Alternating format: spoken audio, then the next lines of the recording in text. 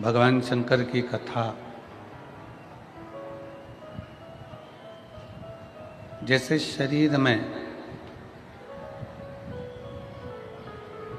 रक्त दौड़ता रहता है तो ये शरीर चलता रहता है।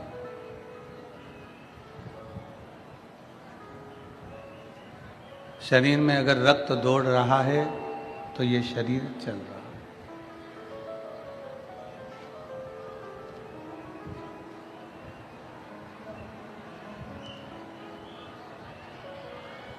और यदि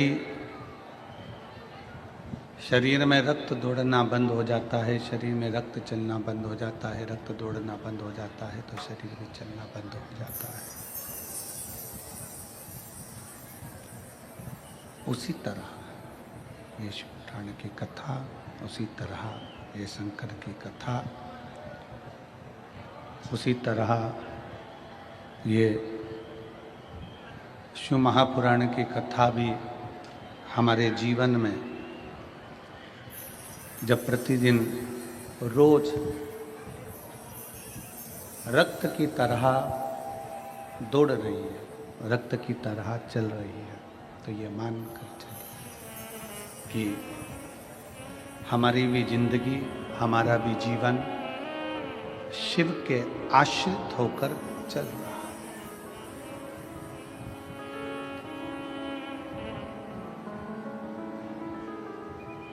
श्वास और विश्वास,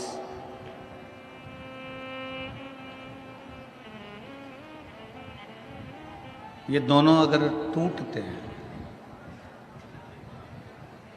श्वास और विश्वास अगर ये दोनों टूट जाते हैं, टूटते हैं, तो फिर कुछ बचता नहीं।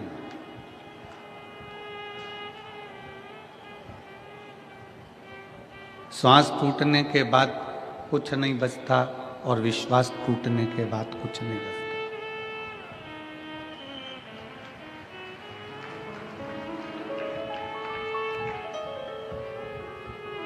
यहाँ लाखों की संख्या में शिव भक्त आए हैं।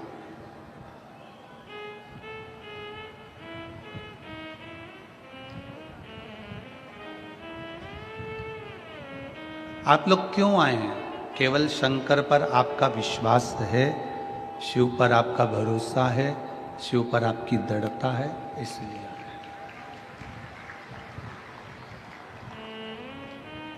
शंकर भगवान पर आपका विश्वास है, शंकर भगवान पर आपका श्रद्धा है, भरोसा है, दृढ़ता है, इसलिए पहुंचे हैं।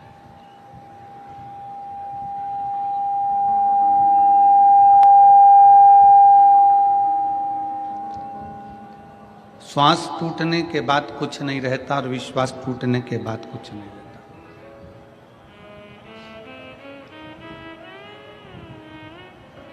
श्वास टूट गई, शरीर को ले जाकर शमशान में डाल दिया, जला दिया, आग लगा दिया, चिता पर लेटाकर अग्नि दे दी,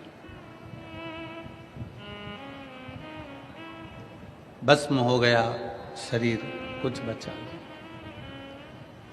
उसी तरह जैसे श्वास टूटने के बाद कुछ नहीं रहता, उसी तरह विश्वास टूटने के बाद भी कुछ नहीं रहता। आज आप लाखों की संख्या में पहुंचे हो, लाखों की संख्या में यहाँ पर एकत्रित हुए हो।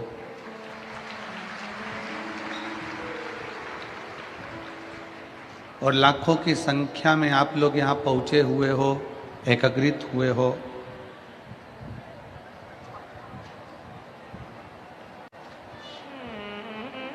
ये आप सबका विश्वास है, ये आप सबका भरोसा है, ये आप सबकी दृढ़ता है।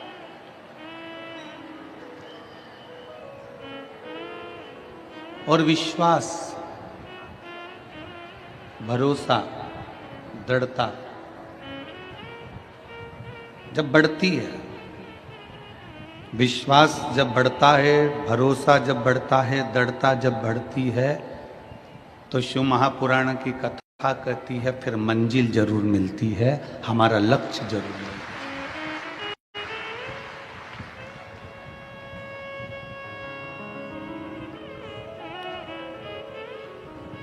यहां जितने बैठे हो ना, मेरे भोले बाबा ने आपको कम नहीं दिया।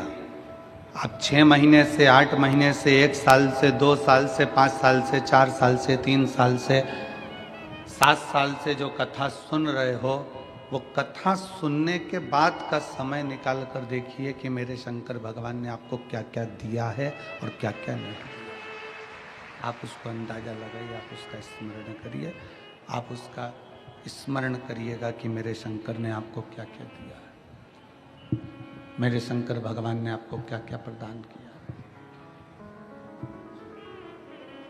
जरा विचार करिएगा।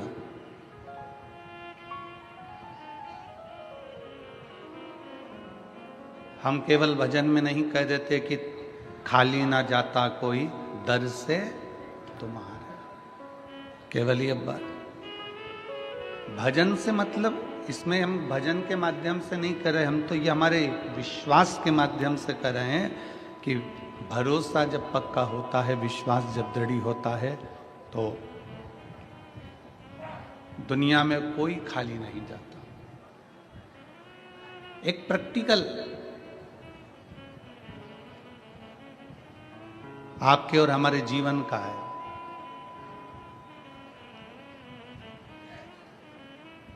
तुम्हारे दरवाजे पर एक गाय आकर खड़ी हो गई, तुम्हारे दरवाजे पर एक गौ माता आकर खड़ी हो गई, ये गाय आकर खड़ी हो गई, बहुत देर तक खड़ी है, आस लगाकर, विश्वास रखकर, भरोसा रखकर, दृढ़ता रखकर वो तुम्हारे दरवाजे पर खड़ी हुई है, बहुत देर से खड़ी है, बहुत देर से।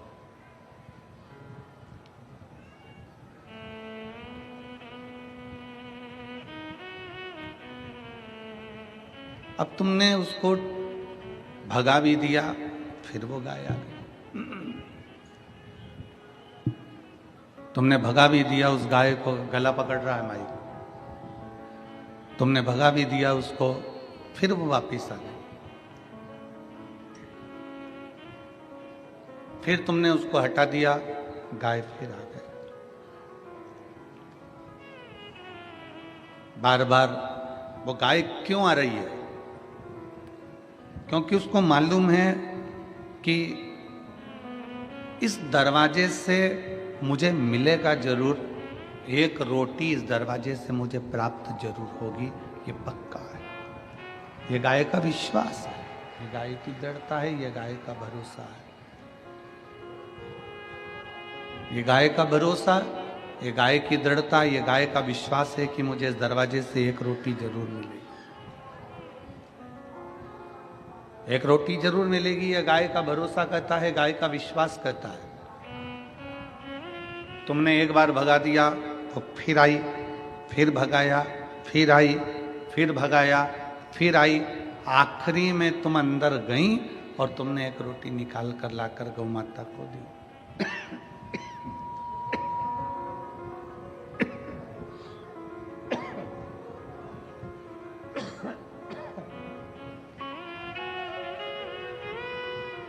आखिरी में तुम अंदर गई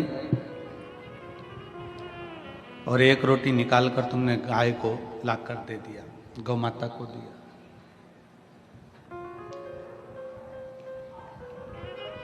तुम जाती रही, गाय जाती रही तो मकान के मालिक ने एक रोटी निकालकर जरूर दिया है। उसी तरह गाय अपना विश्वास नहीं तोड़ी तो उसको रोटी जरूर मिली। तुम अपना जल चढ़ाना मत छोड़ना, तो वो भी भरोसा रख कर चढ़ाओगे तो वो देगा जरूर।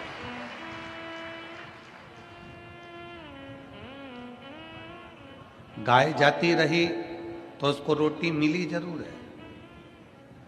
पक्षी छत पर आता रहा तो उसको दाना मिला जरूर है। और शिव महापुराण की कथा में